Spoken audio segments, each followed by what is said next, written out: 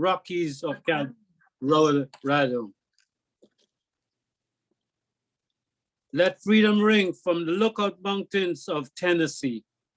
Let freedom ring from every hill and every molehill of Mississippi, from every mountainside, let freedom ring.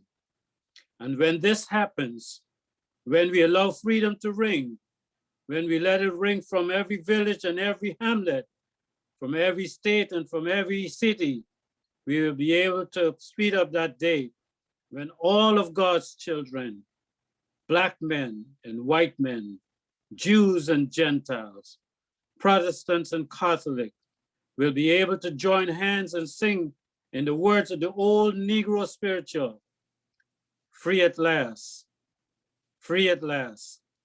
Thank God Almighty, I'm free at last. Thank you. Thank you, Lennox. That was beautiful. Thank you. Okay, we're gonna go on to Miss Pat. Pat, is she in the ballroom? It's your turn to do the steel pan.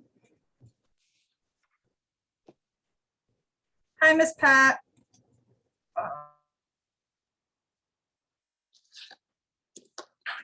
Give me 1 second, Pat. I just have to unmute the computer. We'll be right there.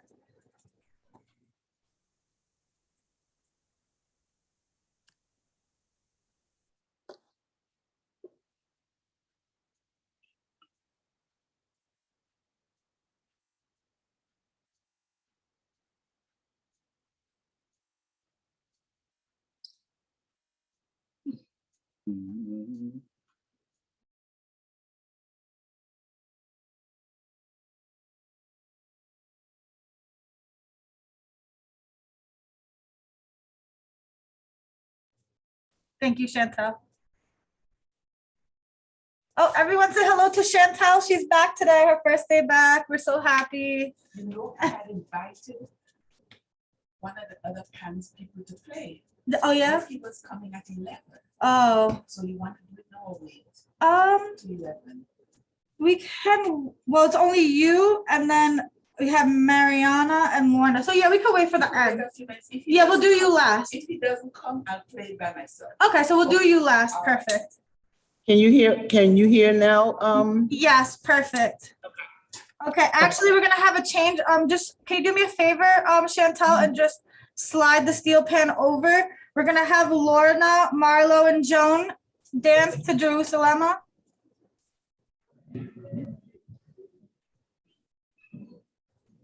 Thank you.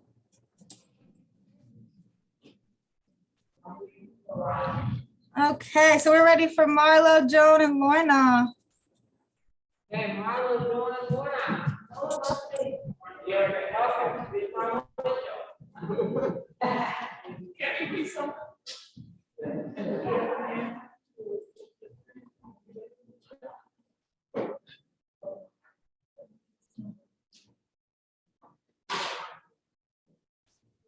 Okay, Marlo's gonna be.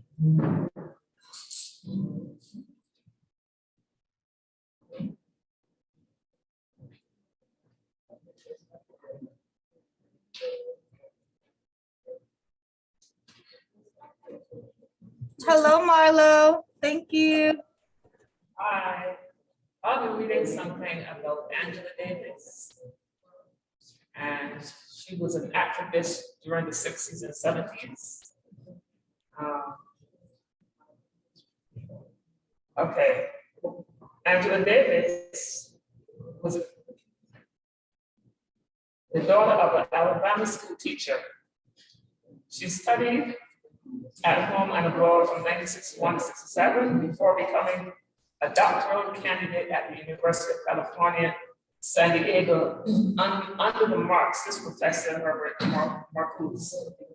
Because of her political opinions and despite an excellent record as an instructor at the University of Los Angeles campus, the California Board of Regents in 1970 refused to renew her appointment as a lecturer in philosophy. In 1961, however, Davis became a professor in the field of history of consciousness at the University of California, Santa Cruz. In 1995, amid much controversy, She was appointed a presidential chair. She became Professor Emerita in 2008. Championing the cause of Black prisoners in the 1960s and 70s, this group particularly attached to a young revolutionary, George Jackson, one of the so-called Soledad brothers. After Soledad prison, Jackson's brother Jonathan was among the 4 persons killed, including the trial judge, in an aborted escape and kidnapping attempt from the Hall of Justice in Marin County, California, August 7, 1970. Suspected of complicity, Davis was sought for arrest and became one of the Federal Bureau of Investigation's most wanted criminals. Arrested in New York City in October 1970, she was returned to California to face charges of kidnapping, murder, and conspiracy. She was acquitted of all charges by an all-white jury. In 1974, she published Angela Davis, an autobiography, printed in 1988. In 1980, she ran for US Vice President on the unsuccessful Communist Party ticket. Among her writings are the books Women, Race, and Class, 1981, Women, Culture, and Politics, 1989, The Blues Legacy and Black Feminists, Gertrude Mulroney, Bessie Smith, and Billie Holiday, 1998, and Our Prisons Obsolete, 2003. The reason why I'm speaking on her, because it was only yesterday I was watching TV, and she just rewrote her autobiography, and I know it's quite interesting. So I said, you know what, maybe it's a good idea to speak about her. Thank you. Very nice, Marlo. Thank you. Ah, beautiful. Why else? Tell everybody. Oh, okay. Also, when I was a young lady growing up back in my country, my place of birth, a lot of my friends would call me Angela Davis because I wore my hair just like hers. I love it. Very nice. Thank you, Marlo. Okay, next we have Mariana. Or who's next? Joan? I'm sorry. Joan Adams is next. Joan Adams. Okay, Miss Joan, you're up. Okay, Joni. Lauren, is Bella on? No. Okay, I'll give her a call. Okay. Good morning. Good morning.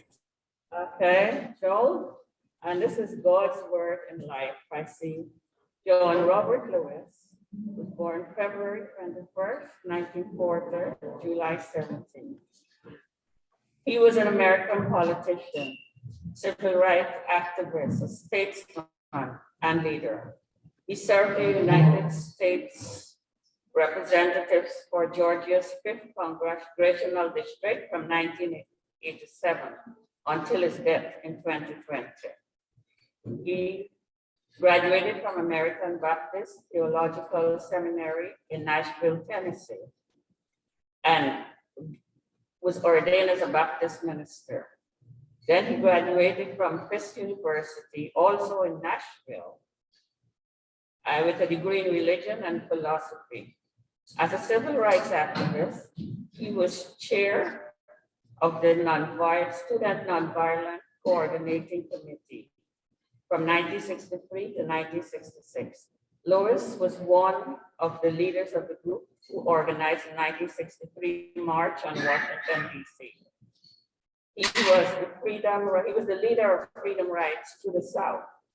He was a courageous voice in speaking and seeking out for justice. He was beaten badly several times, but Lewis never backed down from his desire for justice. Lewis adopted the philosophy to engage in good trouble, necessary trouble, in order to achieve change, and he held to that philosophy throughout his life.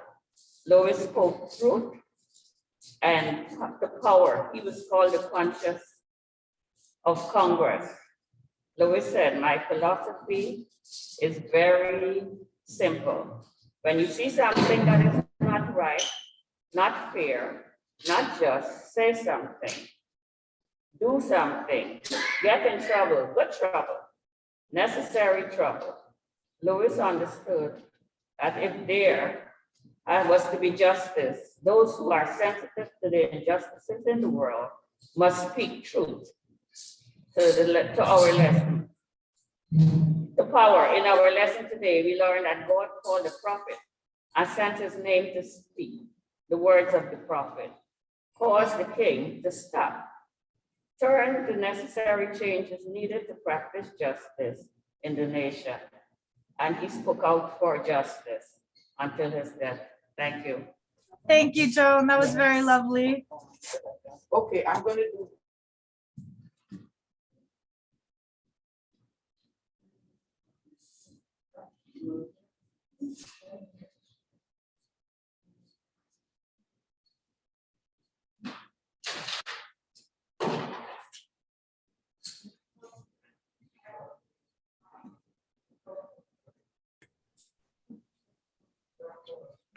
Okay, give us 1 second and Pat will be on next.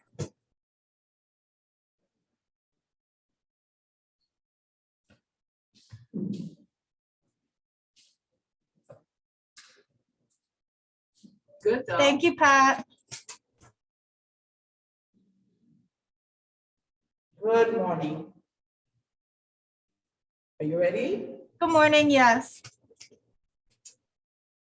On this first day of Black History Month, I'd like to just touch on a minute about what was called the Tulsa race riots in Tulsa, Oklahoma.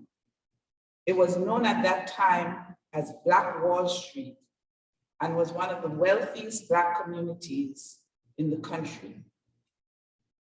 At the turn of the century, the Greenwood district of Tulsa, Oklahoma, became one of the first communities in the country thriving with Black entrepreneurial businesses. The prosperous town was founded by many descendants of slaves and earned a reputation as the Black Wall Street of America, and it became a harbor for African Americans in a highly segregated city under Jim Crow laws. On May 31st, 1921, a white mob turned Greenwood upside down in one of the worst racial massacres in US history. In the matter of hours, 35 square blocks of vibrant Black community were turned into smoldering ashes. Countless Black people were killed. Estimates range from 55 to more than 300, and 1,000 homes and businesses were looted and set on fire. Yet for the longest time, the massacre received scant mentions in newspapers, textbooks, and civil and governmental conversations. It wasn't until 2000 that the slaughter was included in the Oklahoma public schools curriculum, and it did not enter American history textbooks until recent years.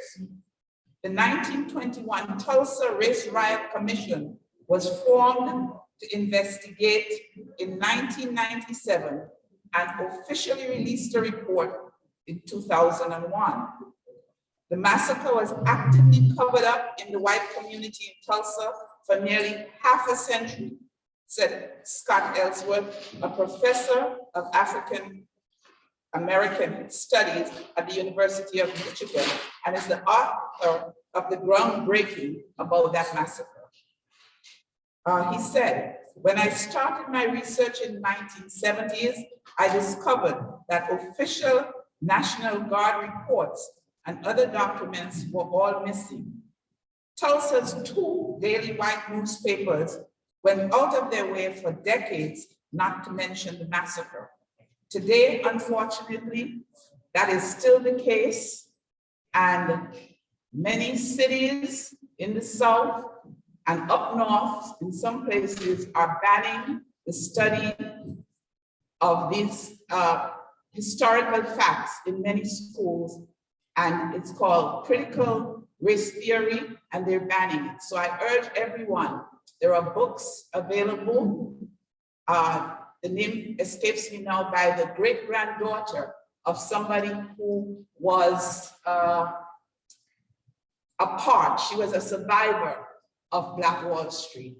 And so there are books available because it won't be taught to your children, it won't be taught to you. So please read and teach your children. When we're told that we should pull ourselves up by our bootstraps, the people of Tulsa, they tried to pull themselves up by their bootstraps, but their 35 blocks was burned to the ground. Thank you. Thank you, Pat. That was wonderful. Thank you.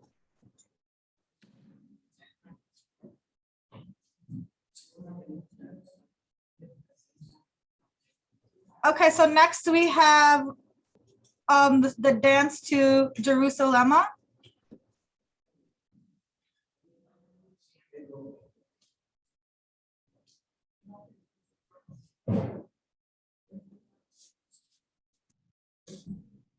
right, Lauren.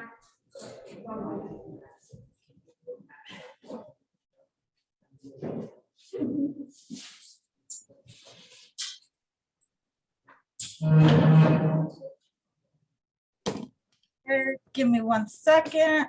I'm going to share the audio.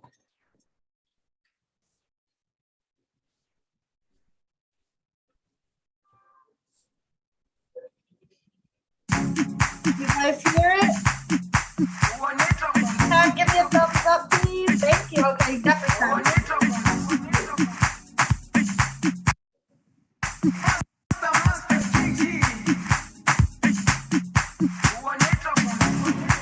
Jerusalem, ikhaya lami,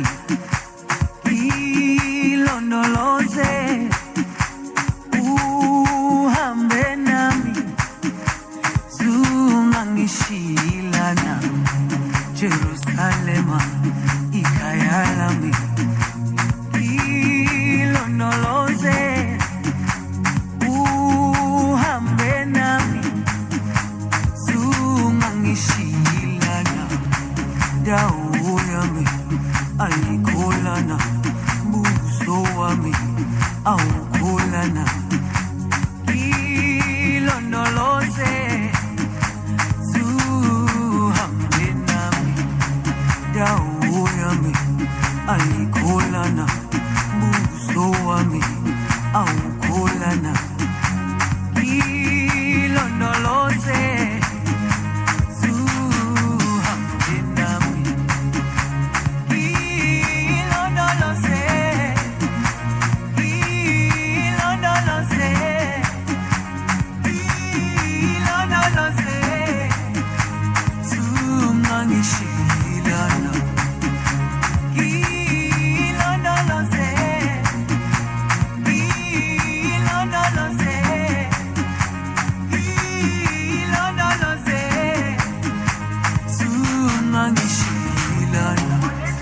dawo yami ayikholana, buso wami awukholana. Ilondoloze, zuhambe nami. Dawo yami ayikholana, buso wami awukholana. Ilondoloze, zuhambe nami. Thank you. Beautiful. Next, we have Pat Williams. Oop, I'm having a little bit of technical difficulties. Give me one second. Pat, tell us what you are performing. The Black National Flag. And first time ever in Midwood. Lift every voice.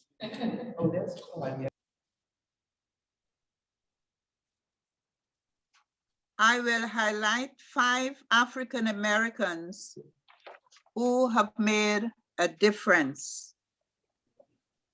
Thurgood Marshall served as the Associate Justice of the United States Supreme Court and was the first African American to do so. He is also best known for arguing the Brown versus Board of Education case. Daniel Hale Williams is founder of the first non-segregated hospital in America and later completed the first successful open heart surgery in 1893. Daniel Hale Williams. The third American is Carter G. Woodson, founder of the Association for the Study of African American History, was responsible for the launching of the celebration of Negro History Week in February 1912. Quincy Jones is a musician, entertainment company executive, and a humanitarian. He has had an astounding 78 Grammy nominations and 28 wins. Quincy Jones. And the last American is Edward R. Dudley, the first African American appointed as chief of a diplomatic mission to a European country, is also the first African American hold the rank of ambassador. Edward R. Dudley. Thank you. Thank you, Claudia. That was beautiful.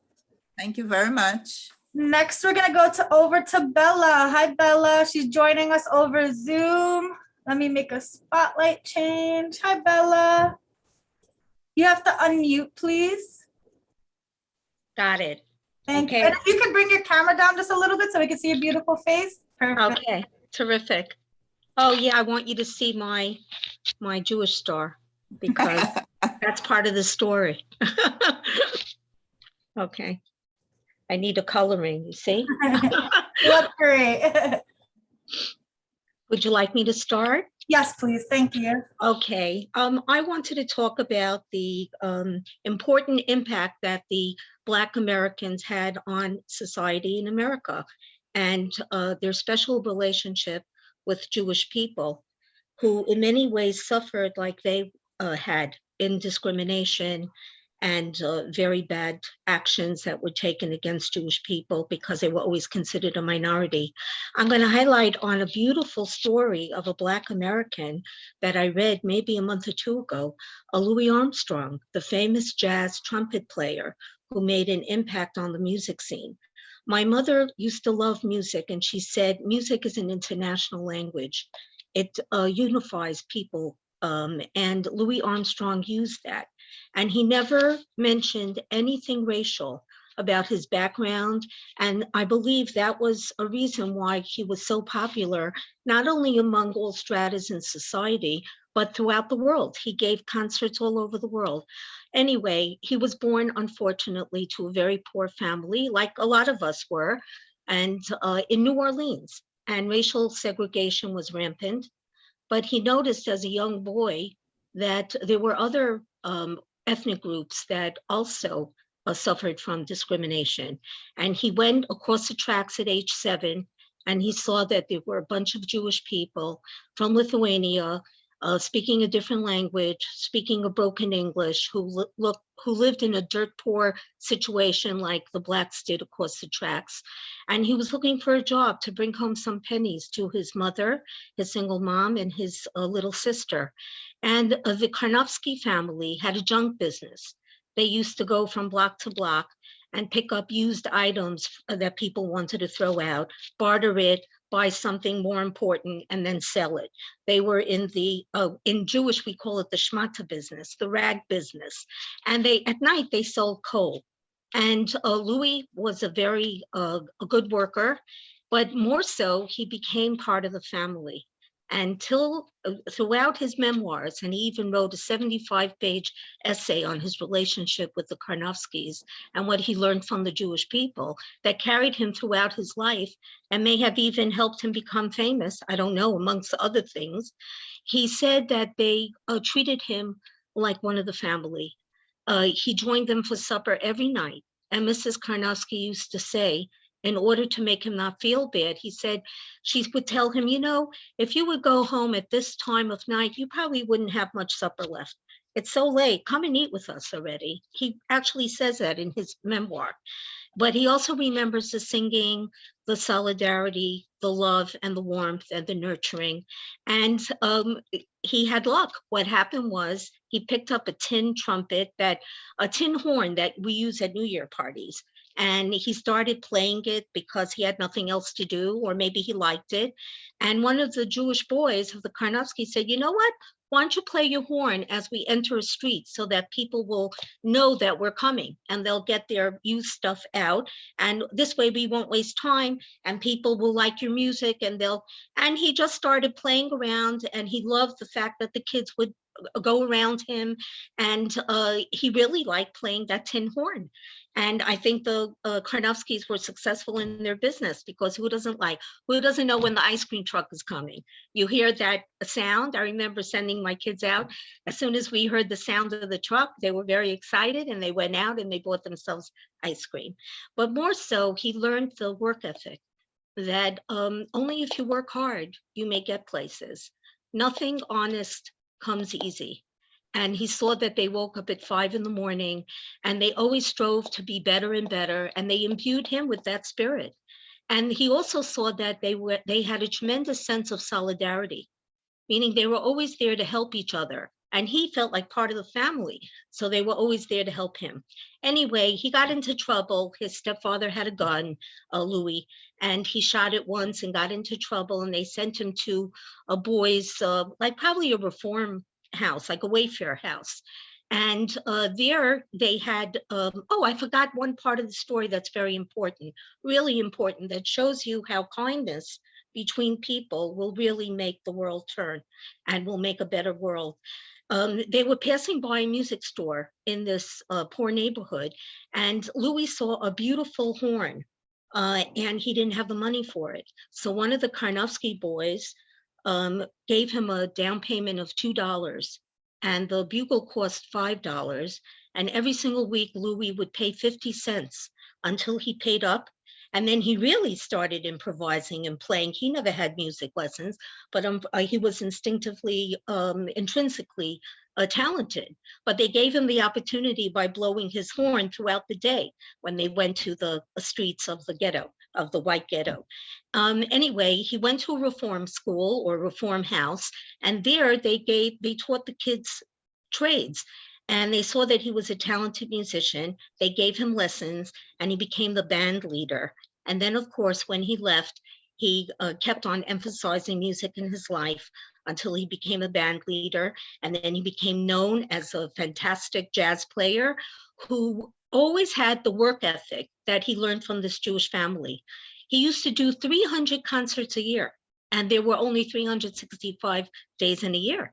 He traveled throughout the world. Sometimes he would do 2 concerts. And he maintained his close relationship to the Jewish people. His manager was Jewish. And then one year, his manager gave him a necklace with the Jewish star. If you could see that I'm wearing it, it has a 6-pointed star, which was emblazoned on the shield of David, King David. And it has a menorah in the middle, which is also a sign of the Jewish people, especially during one of their holidays called Hanukkah. And he always wore it. If his shirt was unbuttoned, you would see it.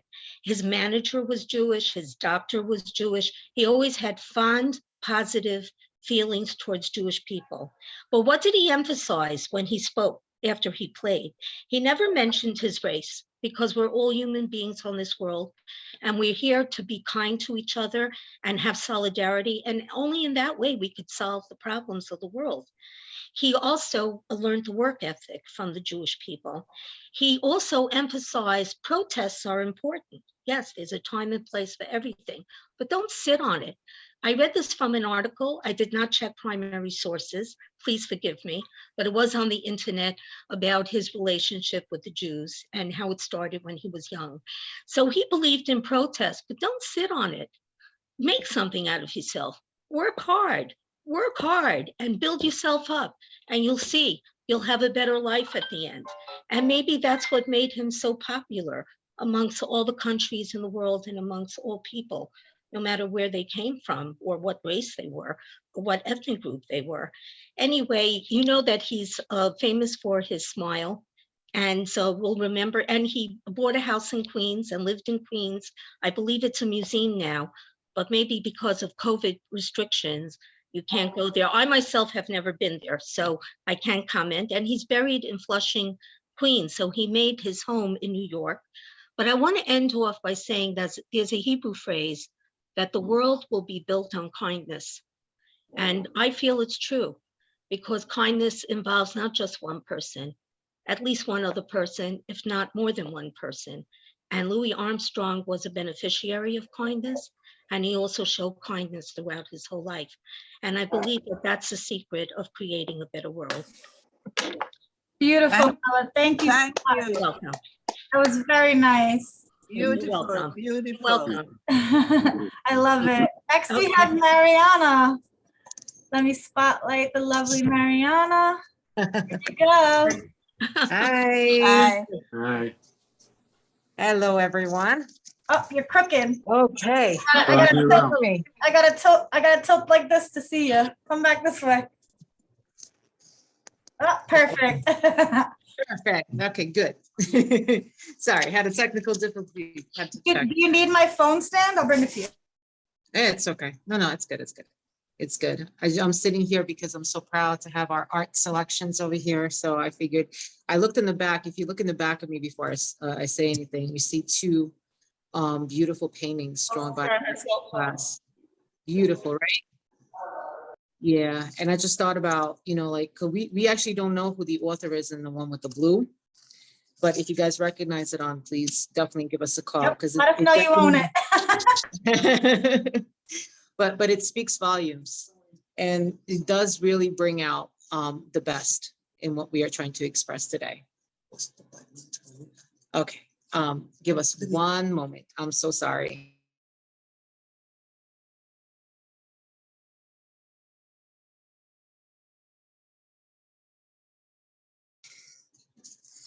Hi, sorry, we had another technical difficulty.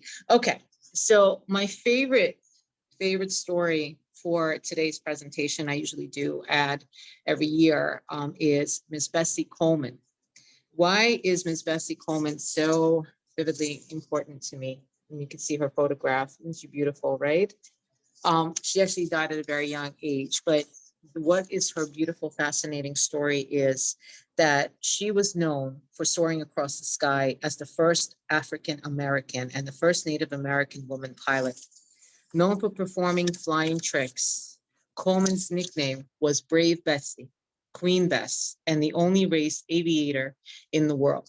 Her goal was to encourage women and African Americans to reach their dreams. Unfortunately, her career ended with a tragic plane crash, but her life continues to inspire people around the world. Born in Atlanta, Texas on January 26, 1892, Bessie Coleman had 12 brothers and sisters. Her mother, Susan Coleman, was an African-American maid, and her father, George Coleman, was a sharecropper of mixed Native American, African-American descent. In 1901, her father decided to move back to Oklahoma to try to escape discrimination and racism, but her mother decided not to go with him and stay behind and provide for the family back in Texas. Bessie grew up helping her mother pick cotton and wash laundry to earn extra money. She learned about the hardships of life and having no finances. By the time she was 18, she saved enough money to attend the Colored Agricultural and Normal University, now Langston University in Langston, Oklahoma. She dropped out of college after only one semester because she could not afford it. At age 23, Coleman went to live with her brothers in Chicago. She went to the Burnham School of Beauty Culture in 1915 and became a manicurist in a local barber shop. Meanwhile, her brothers served in the military during World War I and came home with stories from their time in France. Her brother John teased her because French women were allowed to learn how to fly airplanes and Bessie could not because she lived in America. This made Bessie want to become a pilot. She applied to many flight schools across the country, but no school would take her. Why? Because she was Black and she was a woman. Famous African-American newspaper publisher Robert Abbott told her to move to France where she could learn how to fly. She began taking French classes at night because her application to flight schools needed to be written in French.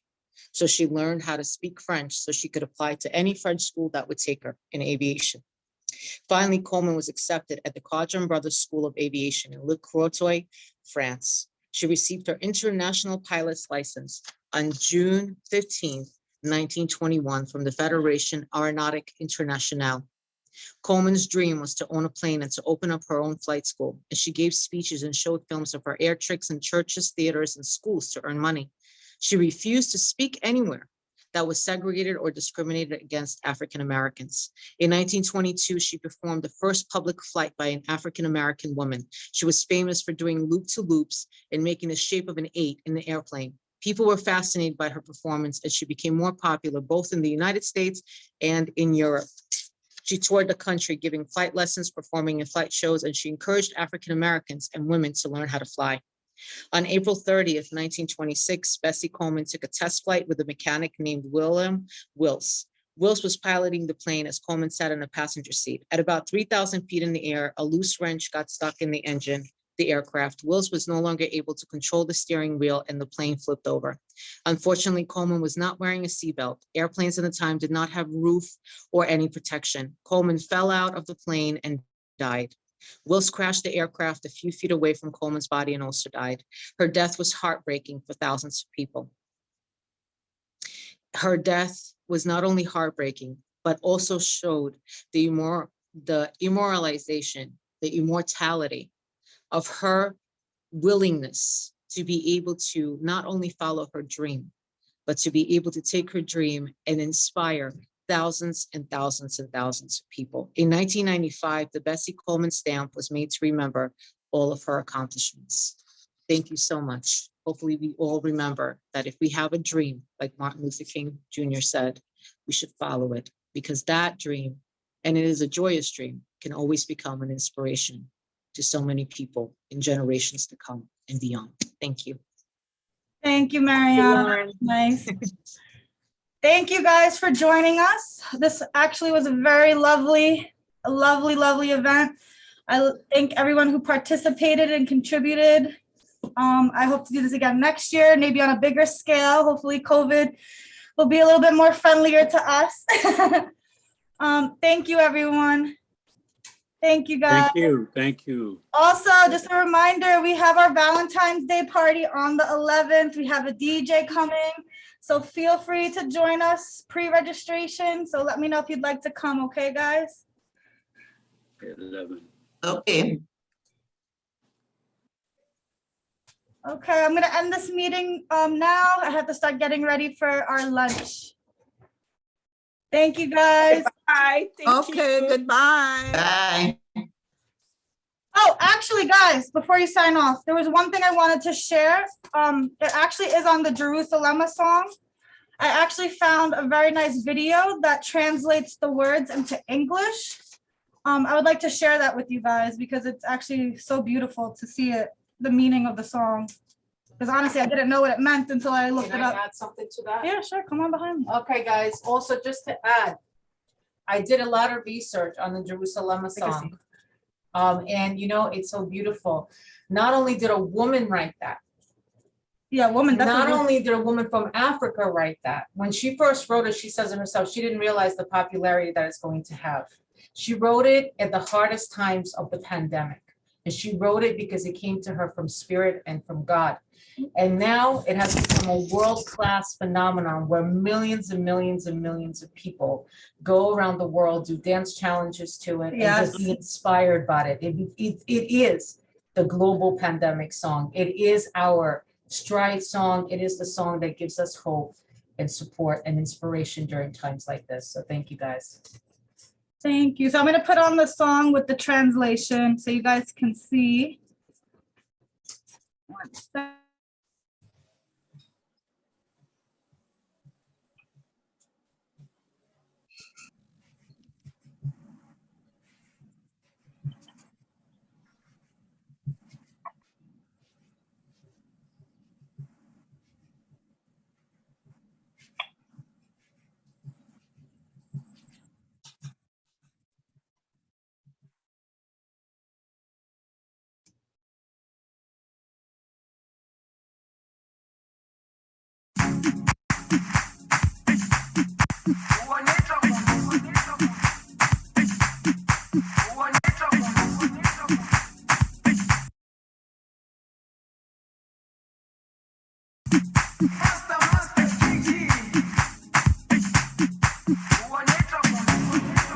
Jerusalema, ikhaya lami, ilondoloze, uhambe nami, zungangishilana. Jerusalema, ikhaya lami, ilondoloze, uhambe nami, zungangishilana. Dawo yami ayikholana, buso wami awukholana. Ilondoloze, zuhambe nami. Dawo yami ayikholana, buso wami awukholana. Ilondoloze,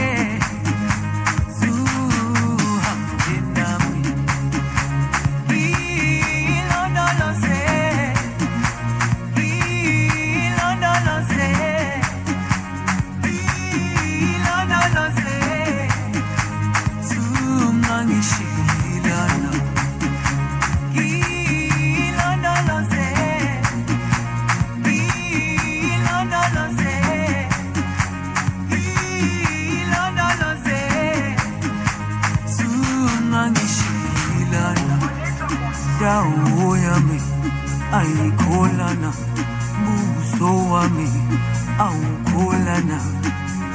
Ilondoloze, zuhambe nami. Dawo yami ayikholana, buso wami awukholana.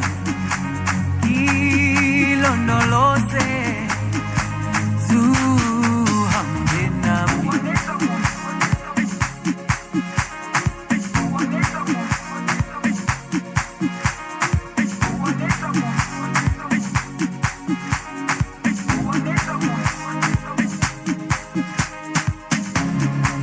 Jerusalema, ikhaya lami, ilondoloze, uhambe nami, zungangishilana. Jerusalema, ikhaya lami, ilondoloze, uhambe nami, zungangishilana. Dawo yami ayikholana, buso wami awukholana. Ilondoloze, zuhambe nami.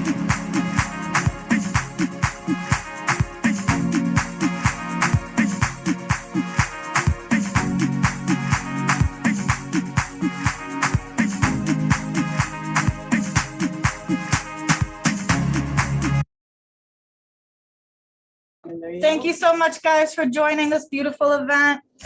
Thank you, Lorraine. Lauren, that music was beautiful. Thank you. Thanks for sharing that. Yes, there's actually a really pretty video. It's about 30 minutes long on the song, and the artist who created it played it all around the world, and she danced with every culture around the world to this song. It's actually really beautiful. Maybe one day I'll share it on Zoom for us when we have a free time. That would be nice. YouTube, it's very nice. Thank you. Have a nice day.